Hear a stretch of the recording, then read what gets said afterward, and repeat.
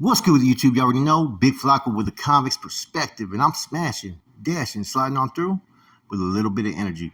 Please hit the like, subscribe, comment, do all those things to help support this channel, and hit that bell notification for future fire content. So as you can tell by the title and thumbnail, I've seen people discuss this profile before. I'm going to talk about my relationship with the homie Hangout in Solano. The time we did, how he was like, his character, and whatnot, to give you guys a clear standing of how he was in the system when I was there with him, man. Now, this was Solano in the 90s. I just got there. They were on lockdown. I was originally put in Building 4, which was all homeboys, no Sudanos. The homeboys were deep, okay? And instantly, there was an individual named Arnie Scooter Rios there. Now, he dropped lugs to me when we were playing cards one time, right? Because I knew how to play pinochle. And I threw up a one at him. He dropped the lugs of bond number 1, and he was taken aback. Then he asked me about how did I know all this stuff. And I said, well, it's being implemented statewide. And he was kind of taken aback. But, eventually I get moved from that facility for some reason to the level 2 yard. Now, level 2 yard, I discussed it. I ran to the dude that I had sliced in the county jail there, right? I jammed up this dude when he was with some skinheads on the yard. Just me and the homeboy, I think it was Bam Bam from Livermore. And the dude broke it down. Next thing you know, I go to classification, and the classification officer flips his wig talking about I have too many points. I'm not supposed to be on this yard. So they transfer me back over to the level 3 yard. Now, I go into building 3. I won't ever forget it. Now, I had just got my weather guard bird that I have on top of my head. I go up the stairs. I go to the cell. And then there's this wedo complected vato that's right there in the fucking window. And he jams me up as I'm standing in front of his door. Man, who you ride with, man? Where you from? Like, he jams me up all kind of aggressively, right? And I turn and I look at him, and I show him my head, and I have a big old weather bird, and he goes, oh, okay. Now, I remember when I was there originally, when he was, we were like chow hall, because they were letting all Northerners make just movements together. And I remember I was getting hit up, not hit up, but the homeboy, DK from San Rafael, was like, hey, you was in quitting, huh? In the oil. He goes, you were busted out of them burpees. And I'm like, yeah. I remember he was part of that whole table, and it was all I could tell they were already leadership. So I could tell before I went in the cell, okay, I'm settled up with a homeboy here that probably has some type of leadership role. Maybe they're a bro or whatnot. So I arrive in the cell instantly. We shake each other's hands. We let each other know who we are. Rascal, San Fran, fucking Flaco from Milpas. He pulls out his paperwork. Bam, he slams his paperwork. I pull out my paperwork. Bam. And we both start checking each other's paperwork on instinct. And that's just how it is back then, you know what I mean? And after we check each other's paperwork and we see that everything's all good, we just start talking and chopping it up. And it was just like, instantly we became friends very, very quick. That first night, we must have stayed up fucking way past hours late. We were on lockdown talking about education, talking about, the cause, you know what I mean? He dropped some lugs at me, and you know what I'm saying? He, I already knew based upon that he had to have been a hermano at the time, a bro, and it was pretty much acknowledged, Now, at that time, they were running just pod time for like Northerners, pod time for Southerners, right? So the numbers were pretty even in the pod. I remember the first fucking pod time we came out, Snoop was there from Badass Snoop was there. This is when Badass Snoop was active. Joker from Sakura, fucking Tomato from Alviso, fucking Nightmare from Modesto, Smiley from fucking North Highlands, and Popo from Los Banos, Smiley from Hayward. And that was pretty much the amount of manpower that we had in that building. And to be honest, man, in that building, we all had a good rapport with each other. We were all young, all youngsters and shit, man. There was no fucking riffraff shit. There was no fucking, little games or anything being played. We were just out there all fucking playing cards and kicking back and just, if it was going to crack, it was going to crack. Everybody in that pod wanted it to crack off basically with the Southsiders at that time. And I think even Rascal wanted it to crack off as well, but he had really no say-so in that, as we already knew Tito was pretty much the one that had the fucking yard at that time. And there had been nothing I could see yet that was not right on that yard. Now, we had a badass fucking piece right up in the cell, right? Badass as fuck. Man, this motherfucker was just a fucking it's going to do some damage. You know what I'm saying? This was like probably the best piece I've ever seen. And it was like, it came from like some type of plumber part, I believe. It was like about fucking at least 18 inches long, and it was all metal sharp. And it had a fucking thing that would come around, so you already had a place for a grip. So what we used to do is we had a couple black dudes that Rascal was really cool with, right? Rascal fucking, I'm gonna say this about him. He was one of those ones that fucking talked to everybody and had a good rapport with all the fucking leaderships of all the different groups. You know, I witnessed it myself, right? But in particular, there was a group of OG fucking blacks that were in this our building. And these dudes are like been down since the 60s. These are like revolutionary fucking old school dudes that been done time in the 70s. And they used to come and assist us all the fucking time. Hassan, fucking Chicago, and Pops, right? Remember, Hassan would come to the fucking cell. We would put the fucking piece in a laundry basket, and then therefore it would be outside the fucking pod, right? When we came out. And this eventually happened when they started programming us with the Southsiders. So, because they were searching us when we came out the fucking cell. Now, we also had the Southside shot car, which was an OG named Rick that was running shots for the Southsiders on the yard that was in our building. So we also had the main amount of Southsiders were all in the building we were at. So if there was something to crack off, it was cracking off there. There was other targets that were more in other buildings. I think they were in building 5 at the time. I could be mistaken, which one dude from Pomona, and I forgot where the other cat was from. But you could just tell by the way they walked the fucking yard that they thought that they were with it. You know what I mean? Now, we were all still in our fucking old school cholo attire at the time. I remember fucking, I had Cortezes, man.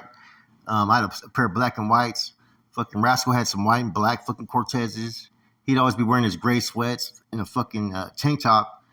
And motherfucker, I'd be going to the yard fucking basically with a jacket and take my jacket off when it's too hot. And I'd fucking be fucking shirtless sometimes or a tank top. And we were fucking striving on that yard. Like I said, at this time, Rascal had more status, you know what I'm saying? And he did have, more authority as far as on that yard.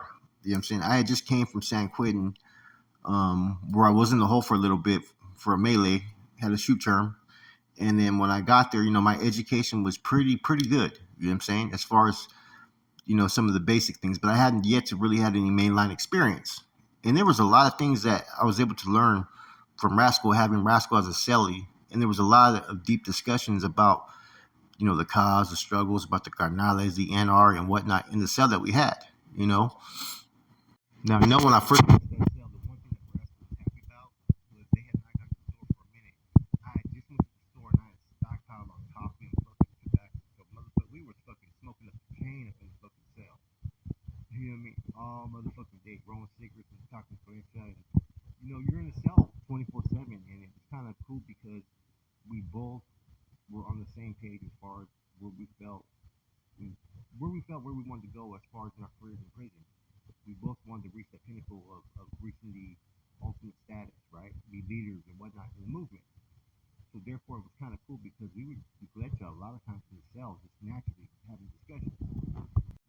Now, my whole duration there on the main line there, Rascal was probably one of the ones I hung out with the most. Him, fucking DK from San Rafael, Spider from Salinas, and even sometimes Sneaky from Redwood City. And see, that was the kind of like the group that I kind of would, associate with on the yard with all the bros. And so a lot of times I was assisting like every yard, like doing the yard patrols or doing the observation posts. I was involved in some other shit that happened on the yard, was involved in some brigadas that happened. And so everybody knew that I was ready to go at any time, and every one of us was. And so we were just basically young kids in the system, man, that were fucking trying to go somewhere. And I think that was what made our relationship pretty strong. I think Rascal would admit it. We were close. We were tight. That was my boy. You know what I mean? And the thing about Rascal that I always noticed was that he knew how to interact with other groups. He was very good at that, man. I've witnessed it because a lot of times I would be there when he'd be having those conversations because we'd walk in twos. From talking to Hot Rod, to this other cat that was NLR. He had an NLR that gave him a fucking red shirt. So he had a fucking red tank top, believe it or not. And this is when they took all the fucking colors and shit. So he somehow finessed a fucking red fucking tank top from a fucking NLR. That's the type of fucking gift of gab that Rascal had to the shot caller in the yard, to some of the black groups. Now, his relationship with the blacks was pretty solid as well. Like I said, besides those other cats, he had good relationships with, the Bloods and some of the individuals that were, Kumi on the yard. I had a good relationship with the fucking Crips, believe it or not, on that yard. T-Tone from Long Beach and Compton. And some of the, Hassan and all of them were good as well because they knew that I was Rascal Selly. Now, they were doing a major shakedown on us, right? And we had that piece, right? And so I will never forget it, that we had to fucking get rid of that nice piece. I don't know how the fuck it got flushed down that fucking toilet, man, but it did. You know what I mean? To this day, I don't know what happened there, how the fuck it went anywhere. But Rascal had such a good rapport. He had told the black dude, Hassan, right?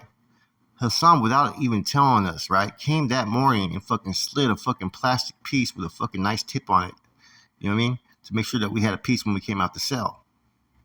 Now, we were set up for quite a while. I don't know how long, but it was quite a while. It could have been maybe about 3-4 months, maybe, I think. And eventually, it was being requested through Tito. Tito was requesting him to move to Building 6. And I think he moved into the cell with Tito, right? Well, Tito was the OA, so you can't ignore it. But I think Tito wanted somebody in the cell that he knew he could trust, right? Because nobody was going to turn their back on anybody on that yard within the COC. That wasn't going to turn him in for his actions, which was he was basically using heroin.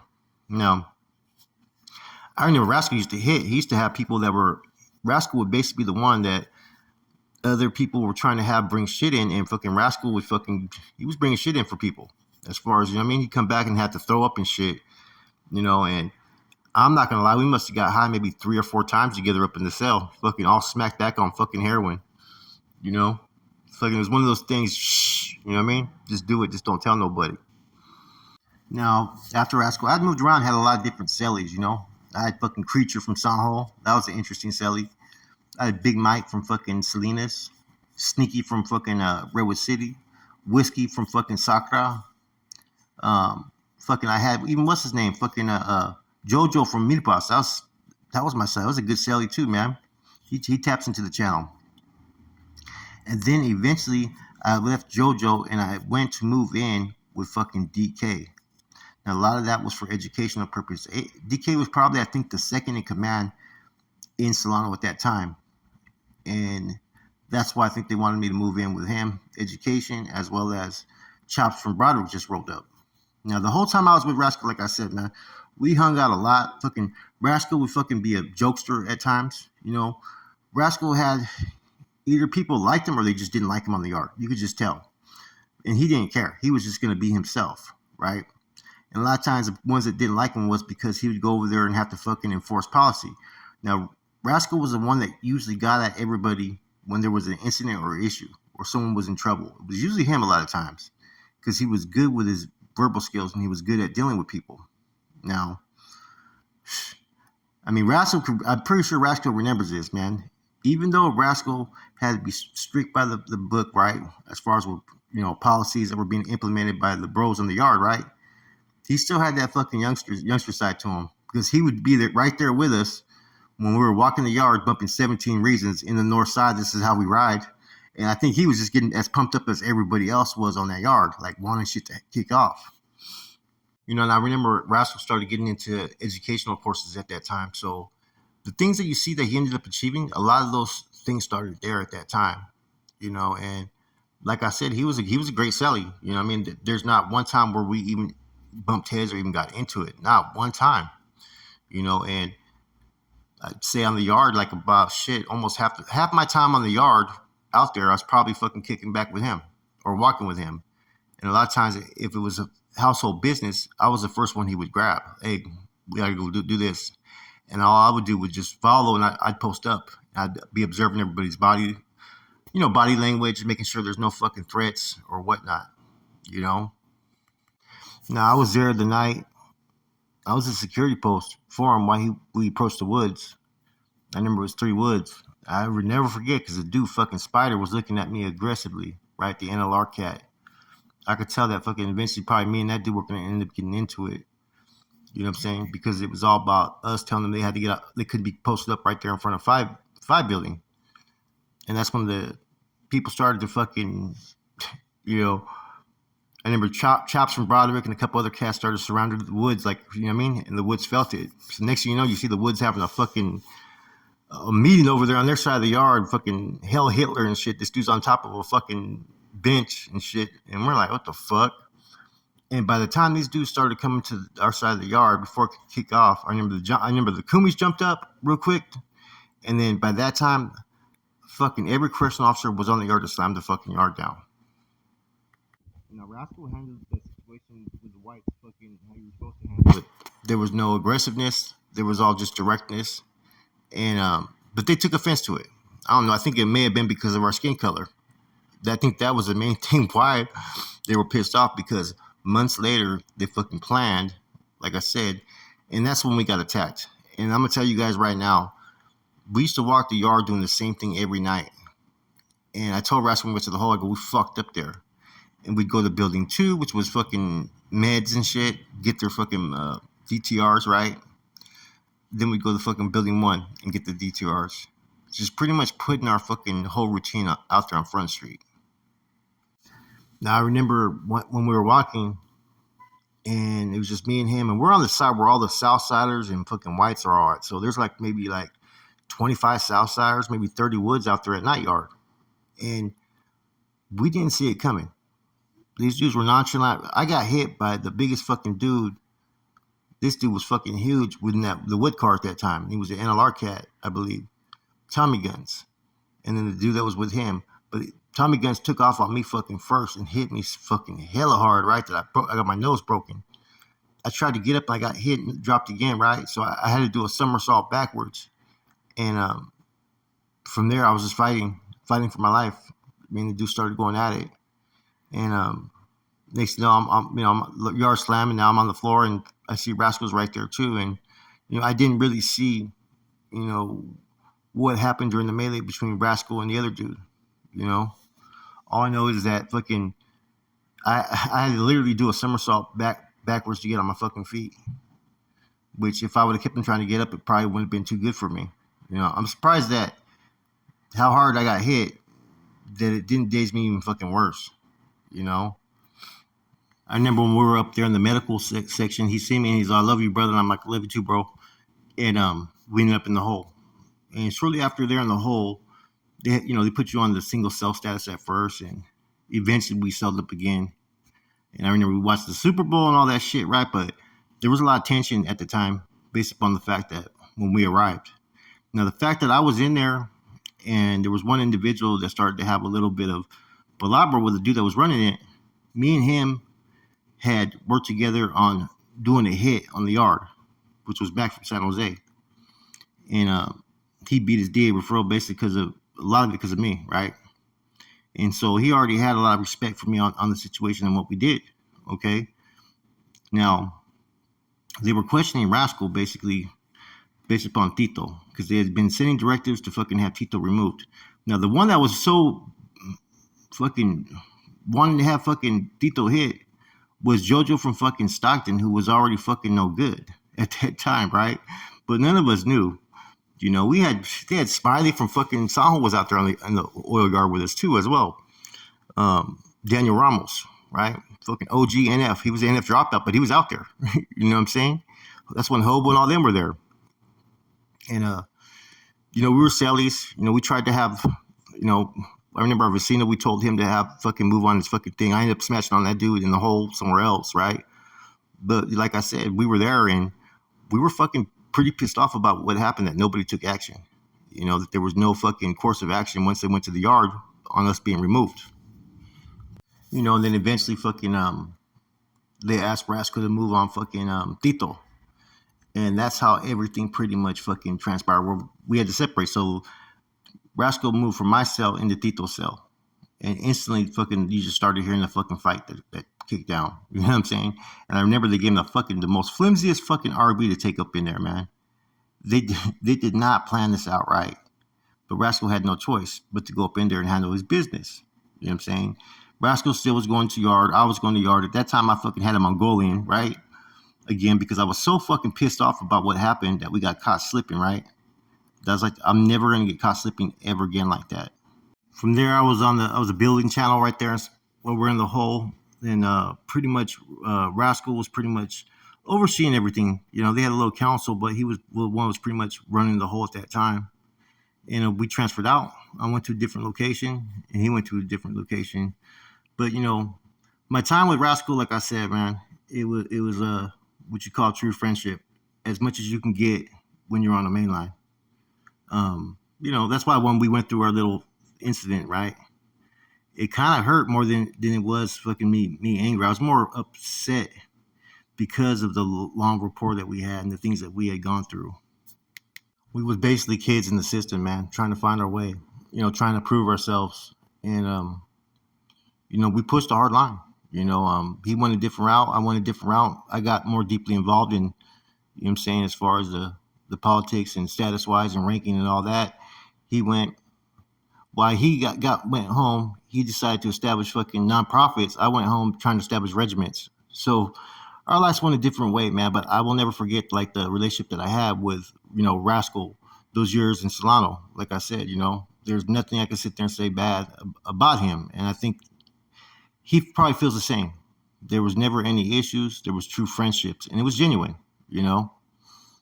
And then I found out through Carlitos that they were cellies because I used to channel through Carlitos, you know. And that's when I was like, okay, good. He's following the same path, you know. There's a lot of homeboys I was around, man, that I had good relationships with. You know what I'm saying? They fell off, you know. And I really didn't have too many true friendships, like I said, in prison, you know. And Rascal was one of them. You know, I can really sit there and say that, you know, he was a friend, you know. Besides all the homie and politics and all that shit, right? You know, it was out. It went outside of just prison, you know. And like I said, his story about Snoop has always remained the same. You know, he's never ever changed anything. He's always been the same story. And I even said that back then when Snoop was in the video, that he's never changed his story. I mean, there was a time frame where we both thought we were never going to get out of prison. That's how committed we were to that lifestyle, man. Anyways, man, I hope you guys enjoyed this. I hope you guys get, you know, a little idea of how Rascal was in the system, man. Um, a lot of similarities that you see now, but you know, he at the time though we were also still learning, you know, and we do have a lot of experiences through the places we've been, the things that we've seen, and things that we did, man. With that said, I'm gone.